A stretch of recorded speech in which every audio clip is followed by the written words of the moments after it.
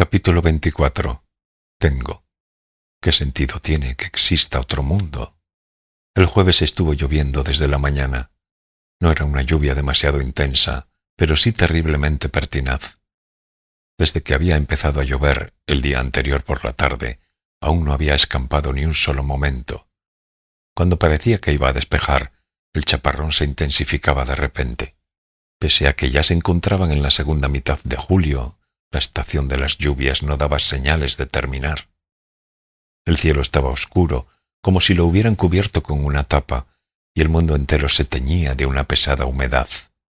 Antes del mediodía se puso un impermeable y un sombrero, y cuando se disponía a ir de compras por el barrio, vio un grueso sobre acolchado de color marrón metido en el buzón. No llevaba matasellos, ni lo habían sellado. Tampoco aparecía una dirección ni el nombre del remitente. En el centro del anverso habían escrito «Tengo» con bolígrafo, con una letra pequeña y angulosa. La caligrafía era como si hubieran escarbado con un clavo sobre arcilla seca. Era la típica letra de Fukaeri. Abrió el sobre y en su interior encontró un cassette TDK de 60 minutos de apariencia sumamente impersonal. No se adjuntaba ningún tipo de carta o nota, no traía carcasa ni una etiqueta pegada a la cinta. Tengo dudó un instante, pero acabó desistiendo de salir a comprar. Regresó a su piso y decidió escuchar la cinta. La examinó en el aire y luego la sacudió varias veces. A pesar de tener un aspecto un tanto enigmático, se trataba sin duda de un simple producto fabricado en serie. Era improbable que el radiocasete fuera a explotar al reproducir la cinta. Se quitó el impermeable, colocó el radiocasete sobre la mesa de la cocina y metió la cinta en el aparato. También se proveyó del cuaderno y el bolígrafo que tenía para cuando necesitaba tomar notas. Al mirar a su alrededor y comprobar que no había nadie, pulsó el botón del play. Al principio no se oía nada. La habitación se quedó en silencio durante un rato. Cuando empezaba a pensar si no sería solo una cinta virgen, de repente se oyó un ruido de fondo, como de un objeto pesado. Parecía que arrastraban una silla. Se escuchó algo parecido a un ligero carraspeo. A continuación Fukaeri se puso a hablar. «Tengo», dijo, como si estuviera realizando una prueba de sonido. Aquella debía de ser la primera vez, por lo que Tengo recordaba que Fukaeri pronunciaba su nombre. La chica volvió a carraspear. Parecía un poco nerviosa. «Te podría haber escrito una carta, pero como no se me da bien, grabo esta cinta. Así me siento más a gusto que hablando por teléfono. Por teléfono nos podrían escuchar a escondidas. Un segundo, voy a beber». Se oyó como Fukaeri tomaba un vaso, bebía un sorbo y volvía a colocarlo, quizá, sobre una mesa. Registrada en la cinta, su peculiar manera de hablar, carente de acento, signos de interrogación y puntuación, sonaba todavía menos normal que cuando se charlaba con ella. Incluso podría decirse que parecía irreal, pero a diferencia de cuando mantenía una conversación corriente, en el casete hablaba enlazando numerosas oraciones. «¿Te has enterado de que he desaparecido? Quizás estés preocupado, pero tranquilo. En el sitio en el que me encuentro ahora no corro ningún peligro. Quería que lo supieras. Aunque he hecho algo malo, creí que era mejor avisarte». Pausa de 10 segundos. «Te pido que no le digas a nadie que estoy aquí. El profesor denunció mi desaparición a la policía, pero la policía no va a actuar. Los niños que se fugan de casa no son algo raro, así que me voy a quedar aquí durante un tiempo». Pausa de 10 segundos. «Estoy en un lugar lejano y mientras no salga afuera nadie me va a encontrar. Muy lejano. Azami te ha llevado esta cinta a casa. El correo no es seguro. Tengo que ser precavida. Un minuto, voy a ver si está grabando». Ruido de botón. Breve pausa. Vuelve el sonido. Está grabando bien. A lo lejos se oían voces de niños gritando. También se escuchaba vagamente una música. Quizás entraba por alguna ventana abierta. A lo mejor había un jardín de infancia cerca. «Muchas gracias por dejar que me quedara en tu piso el otro día. Lo necesitaba. También necesitaba conocerte. Gracias por leerme el libro. Los guiliacos me han fascinado. ¿Por qué andarán por las ciénegas del bosque en vez de caminar por carreteras amplias? Tengo le añadió los signos de interrogación.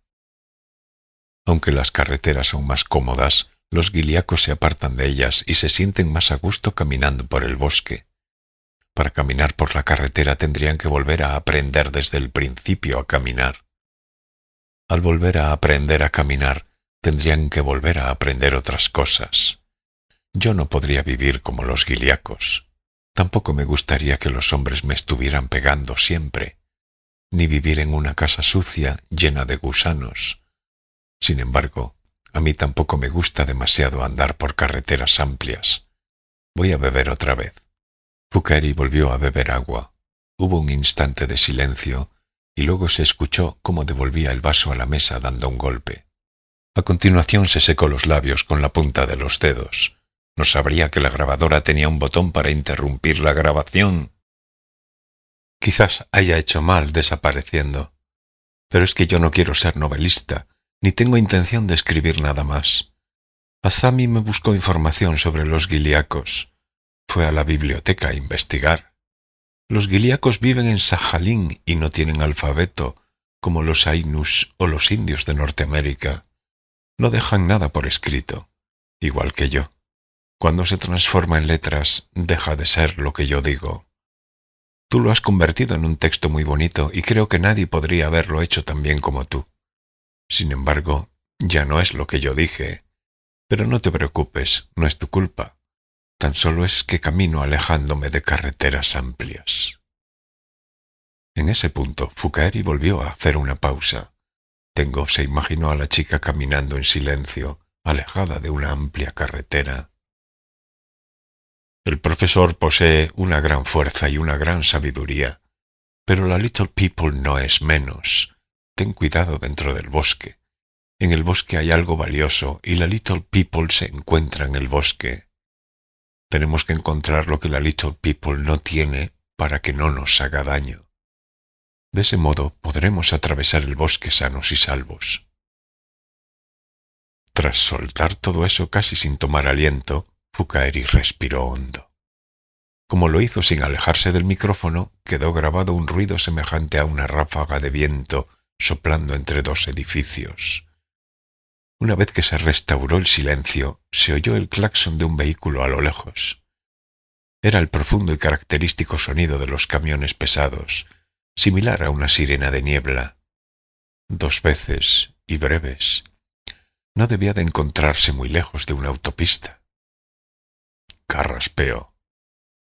Se me ha puesto la voz ronca. Gracias por preocuparte por mí. Gracias por gustarte mi pecho, por dejarme dormir en tu piso y por prestarme tu pijama. Probablemente no podamos volver a vernos durante un tiempo. Como escribiste sobre ella, la Little People debe de estar enfadada. Pero no te preocupes, yo estoy acostumbrada al bosque. Adiós. Entonces se oía un ruido y la grabación finalizaba. Tengo pulsó el botón, detuvo la cinta y la rebobinó hasta el principio. Mientras escuchaba, gotas de lluvia caían de los aleros. Respiró hondo varias veces y dio vueltas al bolígrafo de plástico en la mano. Luego lo dejó sobre la mesa. Al final no tomó ninguna nota. Tan solo prestó atención a la siempre peculiar voz de Fouquerie. Sin embargo, incluso sin haber tomado una sola nota, los puntos esenciales del mensaje de Fouquerie estaban claros. 1.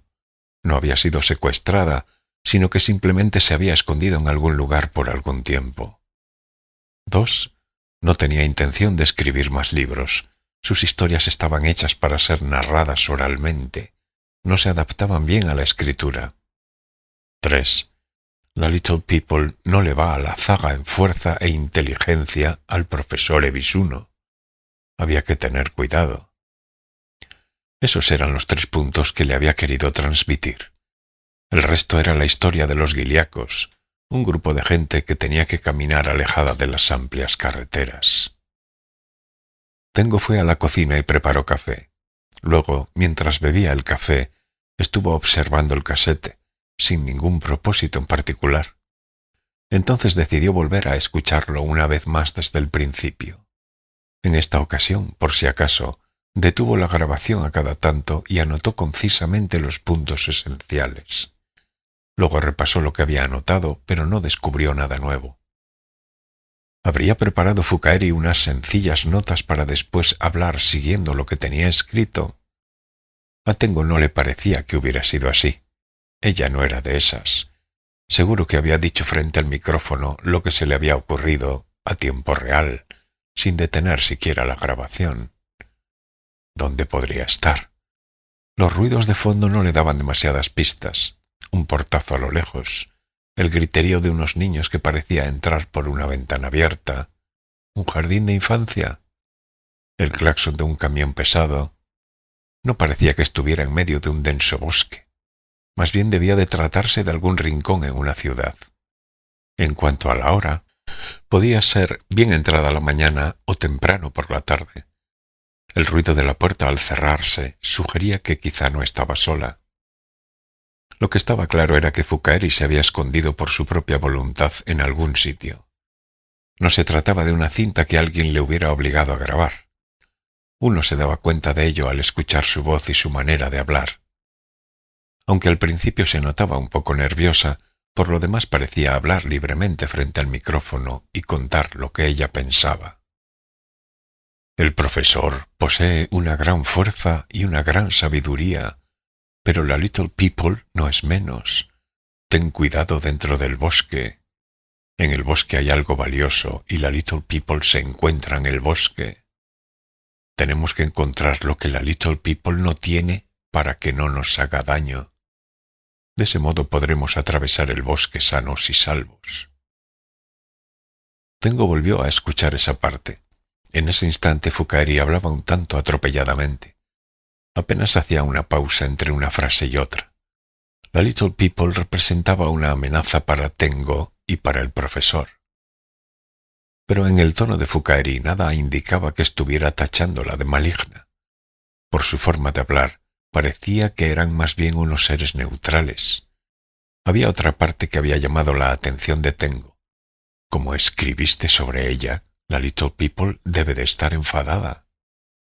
Si realmente estaba enfadada, era natural que Tengo fuera uno de los objetivos de su cólera.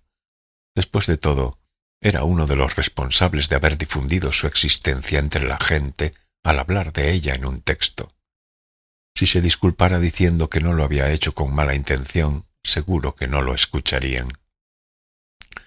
¿Qué tipo de daño podía infligir la Little People a las personas? Evidentemente no había forma de que Tengo lo supiera.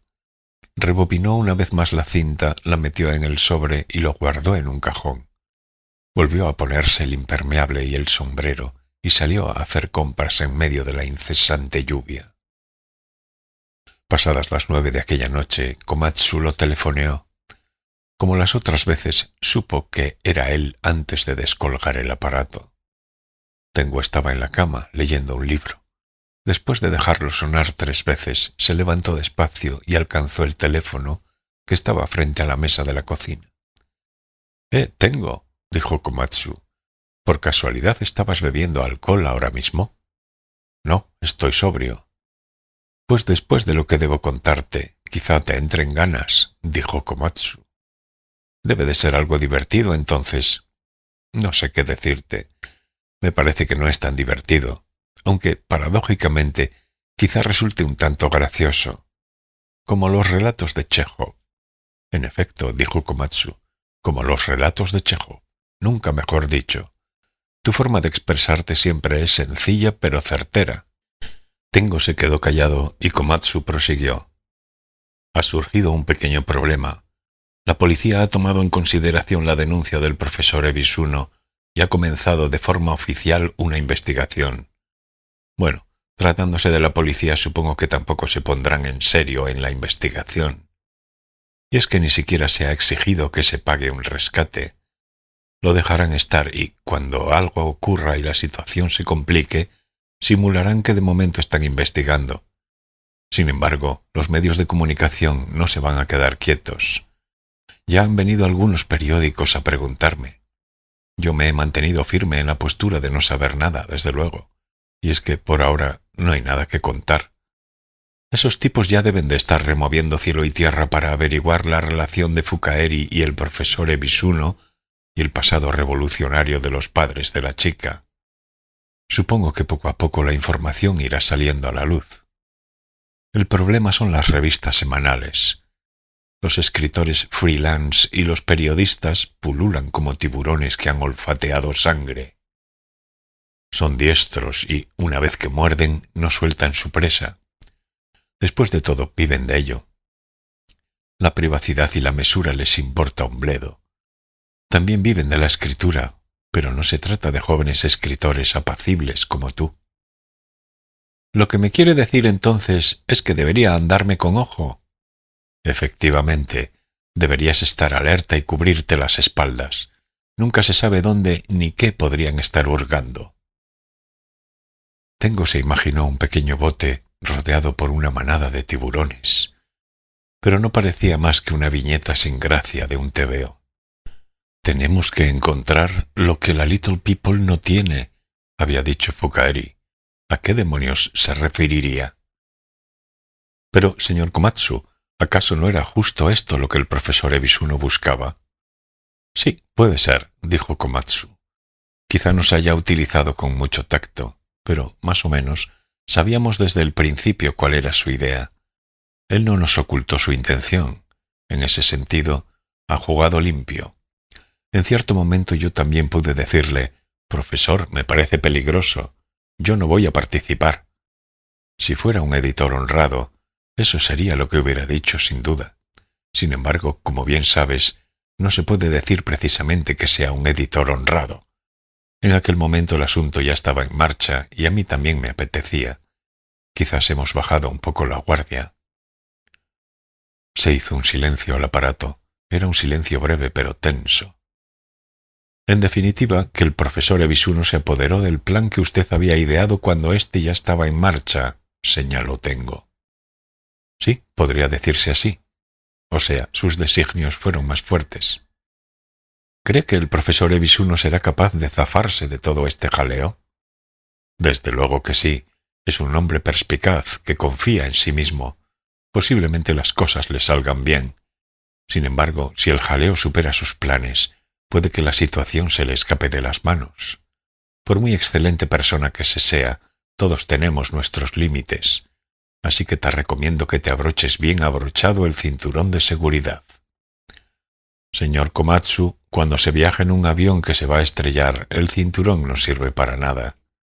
Pero consuela. Tengo sonrió involuntariamente, aunque fue una sonrisa floja.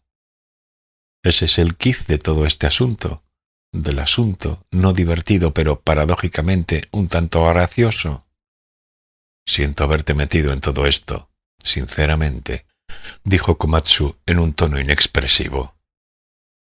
Yo doy igual, no tengo nada que perder, ni familia, ni un estatus social, ni un futuro prometedor.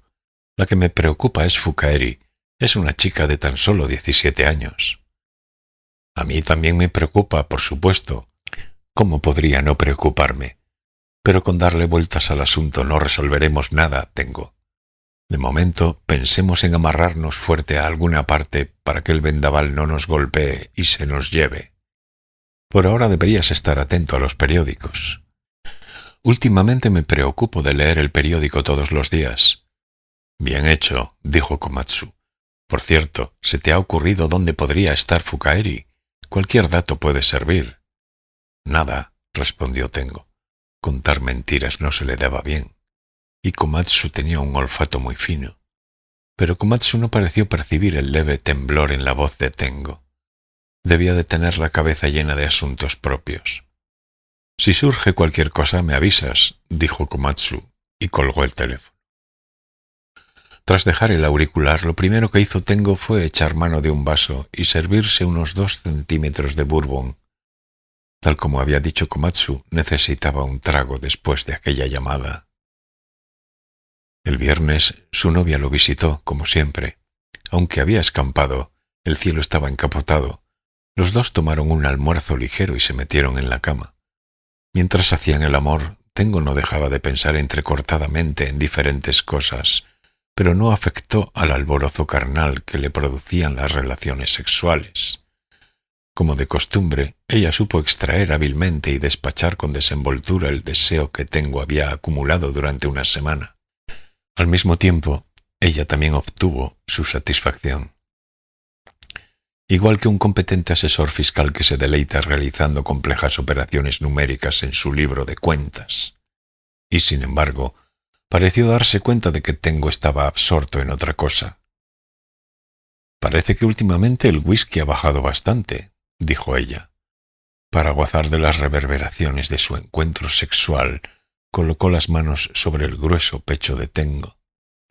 En el dedo anular llevaba una alianza con un pequeño pero refulgente diamante. Ella se refería a la botella de Wild Turkey que estaba en una repisa desde hacía mucho tiempo. Al igual que otras muchas mujeres de mediana edad que hacían el amor con hombres más jóvenes, se fijaba en el mínimo cambio. «Últimamente me despierto muchas veces de noche», dijo Tengo. «¿No será que estás enamorado?» Tengo sacudió la cabeza.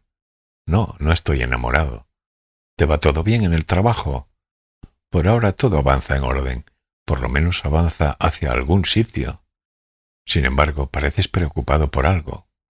«No sé, quizás simplemente me cueste dormir, aunque no es algo que suela pasarme. Siempre he sido de los que cuando duermen como un lirón». «Pobre Tengo», exclamó ella. Entonces le masajeó suavemente los testículos con la mano en la que no llevaba alianza. «¿Y tienes pesadillas?» «Casi nunca sueño», dijo Tengo. Eso era verdad. «Yo sueño a menudo, y sueño varias veces con lo mismo. Dentro del sueño, yo misma soy consciente de que es algo que ya he visto otras veces. ¿No te parece raro?» «¿En qué consisten los sueños?» «Pues, por ejemplo, a veces sueño con una cabaña en un bosque». «Una cabaña en un bosque», dijo Tengo. Pensó en las personas que estaban dentro del bosque. Los Giliacos, la Little People y Fukaeri. «¿Cómo es la cabaña?» «¿De veras quieres que te lo cuente? ¿No te aburre escuchar los sueños de los demás?» «No, para nada. Si tú quieres me encantaría escucharte», dijo Tengo con franqueza. Camino sola por el bosque. No es un bosque oscuro y lúgubre como en el que se perdieran Hansel y Gretel, sino uno más bien luminoso, liviano. Es por la tarde, hace un tiempo cálido, agradable, y camino plácidamente. Entonces me encuentro con una casita en el camino. Tiene una chimenea y un pequeño porche, y de las ventanas cuelgan cortinas de algodón a cuadros. En fin, una apariencia bastante acogedora. Llamo a la puerta y digo «¡Hola!», pero no contestan. Cuando vuelvo a golpear la puerta un poco más fuerte, ésta se abre sola. No debía de estar bien cerrada. Entro en la casa avisando «¡Hola! ¿Hay alguien ahí? Voy a entrar». Mientras le acariciaba suavemente los testículos, lo miraba a la cara. «¿Sigues la historia hasta ese punto?» «Sí, la sigo». Es una cabaña de una sola pieza, con una construcción muy simple. Tiene una pequeña cocina, una cama y un comedor. En el centro hay una estufa de leña y en una mesa hay dispuesta comida para 4 personas, bien presentada. Los platos despiden vapor blanco. Sin embargo, dentro no hay nadie. Es como si en el momento en que la comida estaba lista y todos iban a sentarse a la mesa, algo extraño hubiera ocurrido, por ejemplo, que había aparecido de repente algún tipo de bestia y todos habían huido de allí juntos. Pero las sillas no estaban mal puestas. Es un ambiente tranquilo, de una cotidianidad inexplicable, con la salvedad de que no hay nadie. ¿Qué comida había sobre la mesa? Ella hizo un gesto como de pensar. No me acuerdo, ahora que lo dices, ¿qué comida había? Bueno, la comida no es lo importante. El asunto es que estaba caliente, recién hecha. En fin, me siento en una silla y espero a que la familia que allí vive regrese. Por algún motivo necesito esperar a que vuelvan. ¿Por qué? No lo sé. Después de todo no es más que un sueño, y no todas las cosas deben tener una explicación precisa. Quizá quiero que me indiquen el camino de vuelta. Tengo que conseguir alguna cosa o algo por el estilo. Entonces me pongo a esperar a que vuelvan. Pero espero y ellos no vienen. La comida sigue desprendiendo vapor. Al verla me entra un hambre canina, pero por mucha hambre que tenga, como no hay nadie, no voy a coger así como así comida de la mesa, ¿no crees? Supongo que sí, dijo Tengo, pero siendo un sueño tampoco estoy tan seguro. Pero entre tanto se hace de noche, el interior de la cabaña se oscurece, el bosque se va ensombreciendo rápidamente. Quiero encender la luz de la cabaña, pero no sé cómo hacerlo. Poco a poco me invade la angustia, y de repente me doy cuenta de algo. Resulta extraño que la cantidad de vapor que desprende la comida no haya disminuido ni un ápice con respecto a hace un rato. Pese al tiempo que ha transcurrido, la comida sigue humeante. Entonces me empieza a parecer raro, hay algo extraño, y el sueño se termina. ¿No sabes qué ocurre a continuación? Estoy segura de que ocurre algo, dijo ella. Se hace de noche, no sé el camino de regreso y me encuentro sola dentro de esa absurda cabaña. Algo está ocurriendo. Me da la impresión de que no se trata de algo bueno, pero el sueño siempre se acaba en ese punto. Y he tenido el mismo sueño montones de veces. Ella dejó de acariciarle los testículos y apoyó la mejilla contra el pecho de Tengo. Puede que el sueño sugiera algo. ¿El qué? Ella no contestó. En cambio le hizo otra pregunta. Tengo, ¿quieres saber cuál es la parte más terrorífica de todo el sueño? Sí. Ella liberó un hondo suspiro que golpeó los pezones de Tengo como una cálida ráfaga de viento que llega a traspasar por un angosto estrecho en el mar. Que esa bestia quizás sea yo misma. En un momento dado se me ocurrió esa posibilidad. A lo mejor aquellas personas habían interrumpido la cena y habían huido de la casa precisamente al ver cómo me aproximaba caminando hacia ellos. Y a lo mejor, mientras yo esté ahí, nunca podrán volver. Pero a pesar de ello, tengo que quedarme dentro de la cabaña esperando a que regresen. Esa idea me produce un miedo terrible e incontrolable. O también puede ser que estés en tu casa y que esperes a tu otra tú, la tú que ha huido. Una vez dicho eso, Tengo se dio cuenta de que no debió haberlo dicho. Pero ahora ya no podía retirar sus palabras. Ella se quedó callada durante un largo rato. Luego le agarró los testículos con determinación, tan fuerte que no le dejaba respirar. ¿Por qué me dices esa cosa tan horrible? No lo he dicho por nada, simplemente se me ha pasado por la cabeza. Tengo consiguió exprimir un hilo de voz. Ella aflojó la mano que le agarraba los testículos y soltó un suspiro. Ahora háblame de tus sueños. ¿De qué tratan tus sueños? Ya te he dicho antes que apenas sueño, sobre todo últimamente, dijo Tengo una vez que recuperó el aliento. Pero algo soñarás, no hay nadie que no sueñe. Con tus palabras ofendes al doctor Freud. Puede que sueñe, pero no me acuerdo de nada. Ella colocó el pene flácido de Tengo sobre la palma de su mano y lo sopesó con cuidado, como si su peso revelara una verdad primordial. Entonces, dejémoslo. En lugar de ello, háblame de la novela que estás escribiendo. Si es posible, preferiría no hablar de la novela que estoy escribiendo. Oye, no te estoy diciendo que me cuentes toda la historia, no te pido tanto.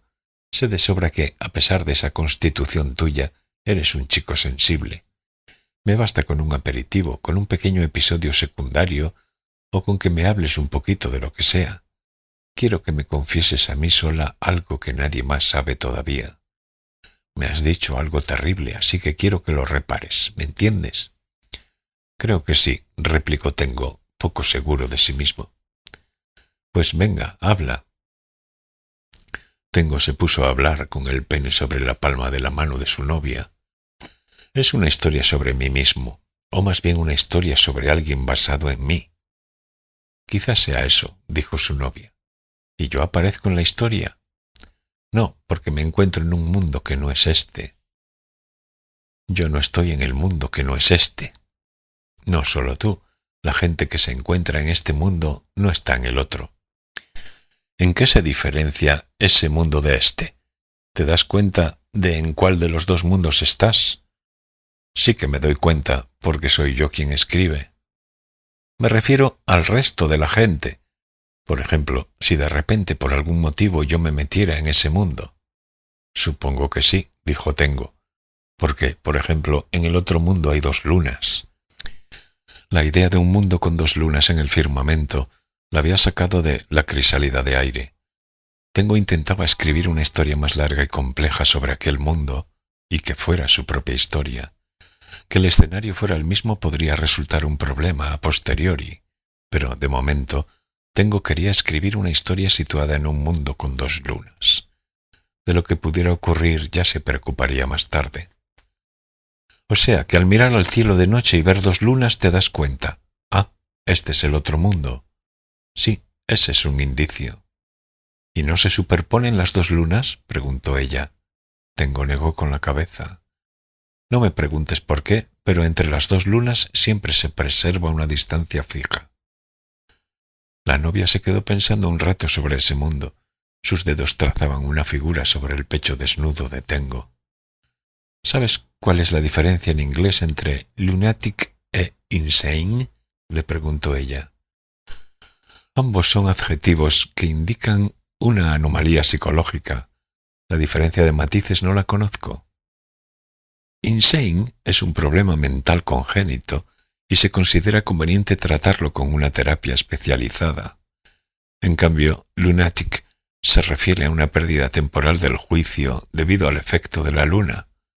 En la Inglaterra del siglo XIX, si una persona considerada lunática cometía un crimen, se le rebajaba la pena 1 grado, con el atenuante de que no había sido responsabilidad suya, sino que había actuado inducida por la luz de la luna. Parece increíble, pero tal ley existió de verdad. Es decir, el hecho de que la luna enloquecía a las personas se recogía en la ley. ¿Cómo sabes eso?, preguntó Tengo sorprendido. No sé por qué te extrañas. He vivido 10 años más que tú. Por lo tanto, será normal que sepa más cosas que tú. Tengo reconoció que tenía razón. Para ser exacta, recibí clases de literatura inglesa en la Nihon Yoshi Daigaku, prestigiosa universidad femenina privada, nota del traductor. Lecturas de Dickens.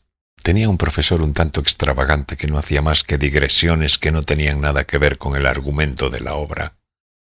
Lo que te quería decir es que si una luna basta para enloquecer a una persona, si hubiera 2, la gente no acabaría aún más trastocada. Las mareas también cambiarían y aumentarían los trastornos de la regla en las mujeres. Supongo que irían surgiendo irregularidades una tras otra. Tengo se puso a pensar en ello. Pues la verdad es que quizás sí. ¿En el otro mundo la gente enloquece a menudo? No, no más que en este. Quiero decir, la gente hace más o menos lo mismo que hacemos aquí. Ella le agarró suavemente el pene. En el otro mundo la gente hace lo mismo que hacemos aquí. Entonces, ¿qué sentido tiene que exista otro mundo? El sentido de que exista otro mundo es que se puede reescribir el pasado de este mundo, dijo Tengo. ¿Lo puedes reescribir como te dé la gana? Sí. ¿Tú quieres reescribir el pasado? ¿Tú no? Ella negó con la cabeza. No tengo ningún interés por reescribir el pasado o la historia. Yo lo que quiero reescribir es el presente. Pero si reescribes el pasado, el presente también cambiaría de forma espontánea. Y es que el presente se forma por acumulación del pasado. Ella volvió a suspirar. Entonces movió repetidamente arriba y abajo la mano que agarraba el pene de Tengo, como si estuviera haciéndole una prueba de funcionamiento a un ascensor. Solo hay algo que puedo afirmar, y es que una vez fuiste un niño prodigio de las matemáticas, tuviste algún dan en judo y escribes novelas, pero a pesar de ello no tienes ni puñetera idea de este mundo. A Tengo no le sorprendió ser juzgado de forma tan categórica. Últimamente, el hecho de no saber nada se había convertido para él en una situación habitual. No era ninguna novedad. Pero no supone ningún problema que no sepas nada. Su novia cambió de postura y arrimó el pecho contra el cuerpo de él.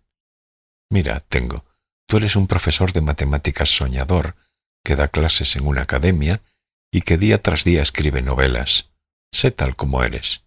A mí me encanta tu polla, su forma, su tamaño y su tacto, dura y flácida, estando enfermo y estando sano, y desde hace un tiempo es toda para mí sola.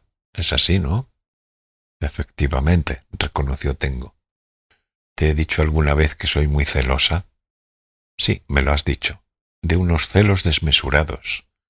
Completamente desmesurados, siempre ha sido así. En ese momento empezó a mover poco a poco los dedos en todas las direcciones. Te la voy a poner dura otra vez. ¿Alguna objeción al respecto? Tengo le contestó que no había ninguna objeción. ¿En qué piensas ahora? ¿En que fuiste a la universidad y recibiste clases de literatura inglesa en la Nihon Yoshi Daigaku? El libro que leíamos era Martin Chuzzlewit. Yo tenía 18 años. Llevaba un vestido muy mono con volantes y el pelo recogido en una coleta. Era muy estudiosa y, por aquel entonces, aún era virgen. A lo mejor te parece que estoy hablando de otra vida, pero la cuestión es que lo primero que aprendí al llegar a la universidad fue la diferencia entre lunatic e insane. ¿Qué? ¿No te excita imaginártelo? Claro que sí. Cerró los ojos y se imaginó el vestido de volantes y la coleta. Una chica estudiosa, aún virgen, pero de unos celos completamente desmesurados. La luna iluminando el Londres de Dickens. Gente insana y gente lunática deambulando por sus calles. Todos llevan sombreros y bigotes similares. ¿Cómo se distingue la diferencia? Al cerrar los ojos, Tengo dejó de estar seguro de a qué mundo pertenecía.